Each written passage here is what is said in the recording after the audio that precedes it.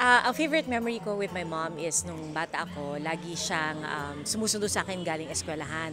Kasi yung mom ko, working mom siya. Pero working mother siya. Pero nung maliliit pa kami ng kapatid ko, tumigil siya pansamantala sa pagtatrabaho kasi gusto niya tutukan yung kami ng sister ko habang lumalaki kami. Kaya lagi niya kami sinusundo sa school. And then eventually, nung bumalik siya sa trabaho, kahit nagtatrabaho na siya, sinusundo pa rin niya kami from school. So hanggang ngayon, yun naman ang ginagawa ko para sa anak ko. So parang I carry the tradition on. The best.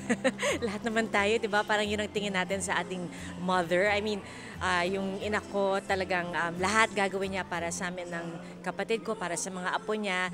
So, there's really no other way to describe her but as simply being the best for me and for my sister. My mom was a teacher, a member of the academe for the longest time. So, parang she has a very good way of communicating with people, and I think maybe that's what influenced me and continues to influence me as a journalist and as a broadcaster kasi yun naman ang trabaho natin, di ba?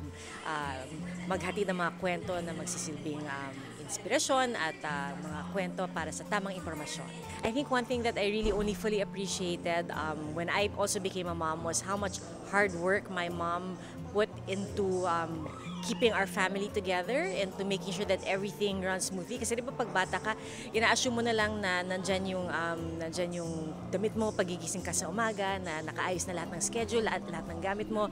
Tapos pagtanda ko, tsaka ako na-realize, ay, mami ko pala gumagawa nun, so kailangan ako naman yung gagawa nun para sa anak ko. I want to be able to give her whatever it is that she asks for because she really gave me the world. She gave me everything that I could have dreamed of, and I want to be able to give her the same.